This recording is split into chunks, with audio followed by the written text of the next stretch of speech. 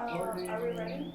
Let's do Yeah, this. this is Alicia Rojas, Las Promotoras, LHA.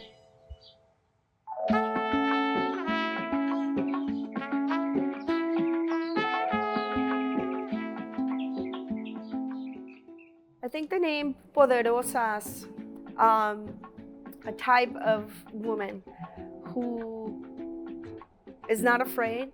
Poderosas is that empowerment word, de que somos poderosas. Be in charge of our own making, be in charge of our communities, be powerful to change the narrative when we're being unseen and when we're left to save ourselves in our community. So I think it's uplifting and showing the courage of powerful women. I think it was important for me to get this project out there, and when I saw this grant through the Creative Corps, through the leadership of 18th Street Art Center, it just matched who I was, who I've been as a community artist. I said, oh my God, this grant was made for the work that I do.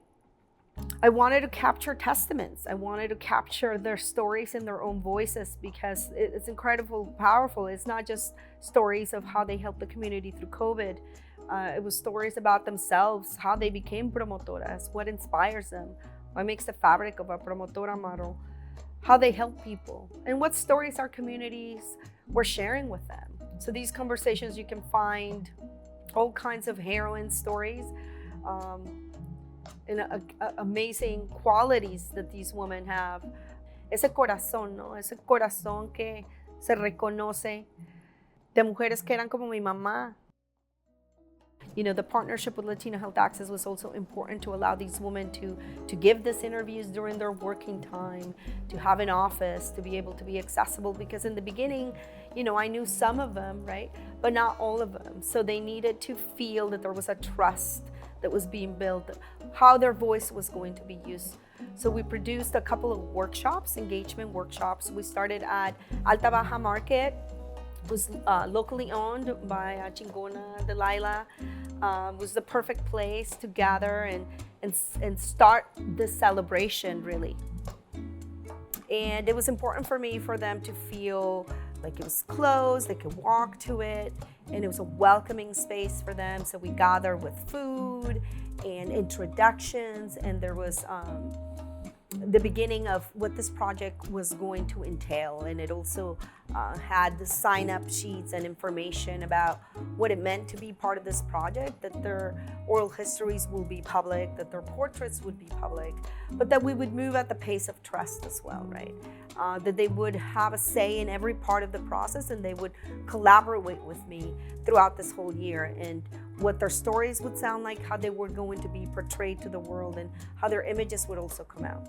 The next step that we took was we did a little painting party led by Veronica Ruiz, who is a poderosa as well, and she is a promotora herself, and she's an amazing, amazing artist. And so I talked to her about leading a little painting workshop with me. So she did illustrations of flowers and bees in little canvas that we passed them out to the promotoras who wanted to participate. We had a full room of more than 50 women who did come out, and comimos tamales, champurrado, we gathered, we had sweet bread. And here's another moment of storytelling, right, that's happening as they're painting their paintings, and they're taking them home with them. And they're starting to understand a little bit of who's Alicia in this, what are we trying to do, what are we trying to capture. So this creates trust. I think the next part that we try to do in this process, or I try to focus on, is creating that intimacy, right? So we had, the Alta Baja, food event and welcoming party. Then we had a workshop, an art workshop, painting party.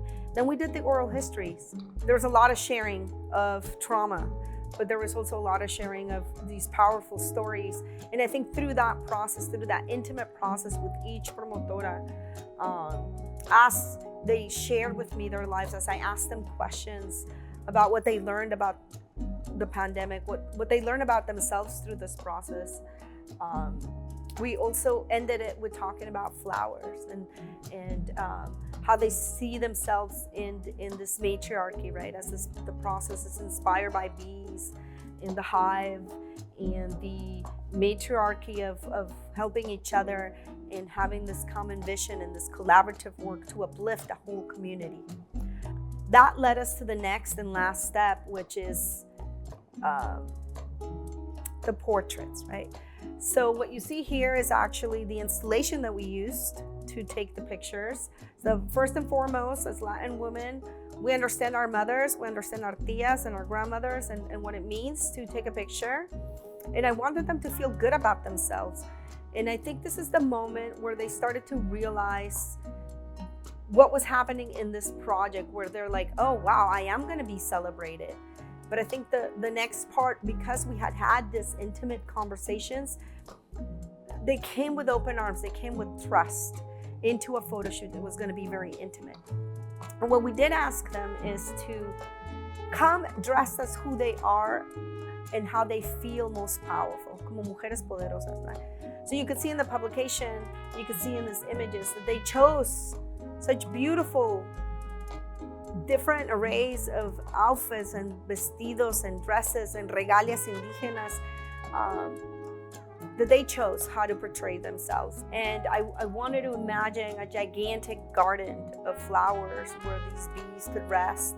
We also had Mirna Michelle, a woman who went and picked sage and herbs from the bed of the river here in the Santa Ana River.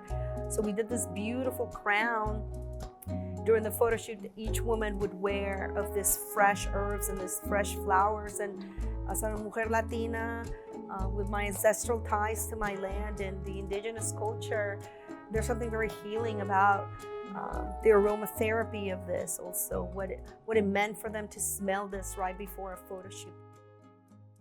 You know, during this time, I was also designing and creating a sculpture that would be a monument to brown women and to Las Promotoras and what they did for us during the pandemic.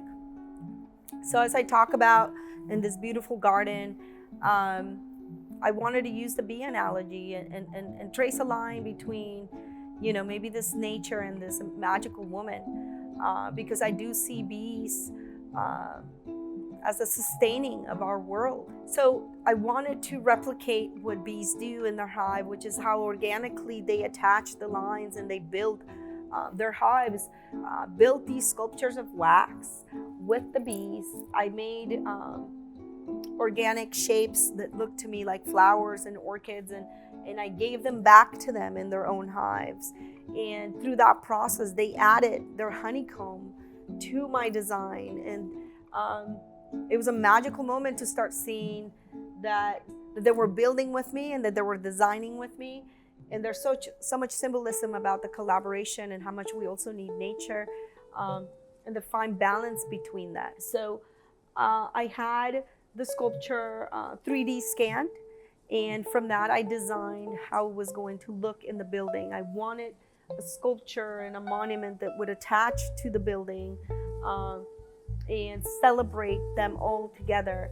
I think each one of them is celebrated through their portrait, through their oral history, but I wanted to focus on their collaborative vision and their collaborative work. So that's why I chose the honeycomb. So the sculpture was driven also by a woman and who arrived in a semi-truck to Latino Health Access one morning. That was a big day, you know, to see the creation come so it could be installed. And it was also my most stressful day of this whole project. This is a moment where the sculpture is coming. It's a week before the unveiling. It's about to be installed, and the structure got a little damaged on its way here. So it was really, really hard. What a hard moment. I was telling Cecilia, no quiero verme así. I don't want to remember this like this. I am so stressed. What's gonna happen? I can't process this. It's like, I need a friend right now. I can't deal with this. There was all these magical people that came and helped make this happen to honor brown women and uplift the work that I was trying to do to celebrate them. So that was beautiful. That's a beautiful also example of a collaborative process, right? Of this common vision that I was hoping would speak through the work. the celebration, the unveiling was at the end of June, and what an amazing day. What a bright day that was to see this project kind of wrap up in the moment of them seeing the sculpture, of them seeing themselves. And I produced this big posters and banners of them, of some of the portraits along La Cuatro as you reached Latino Health Access. And they all came dressed in flowers, ready to be celebrated. And we had mi gran amiga Sara Guerrero be the host of this ceremony, and we had some local officials give thanks and speeches from the Promotoras, who was important to hear also from them, and Marisela y Karen y Saraí, who lent me their words that day to continue to talk about this. And of course, Queen Doctora America Bracho, who I'm standing on her shoulders of her perseverance, her vision, her leadership, her inspiring career, her inspiring life. Two other things that happened that I think are important through this process is that the Promotoras got celebrated as American heroes by Congress, through Congress's Lu Correa's office, and also by Supervisor Sarmiento's office, awarding these women. So everybody got a certificate. And I remember something important in one of the interviews with one of the women, who I told her, the story and your picture is going to be in a book, and I'm going to give you this book at the end of this project. And, as a thank you for participating, you're going to get a copy of your own book. And she says, "Ay, Alicia, do you think it's going to be done by the so-and-so date?" I think era en agosto, porque tengo mi entrevista con la migración. I have my appointment with immigration. And I want them to know I'm an American hero.